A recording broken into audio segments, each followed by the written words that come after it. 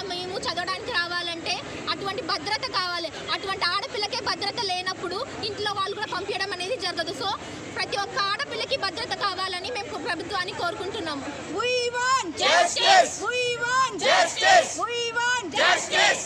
And అలా doctors అందరూ protection చేయాలని కోరుకుంటున్నాం.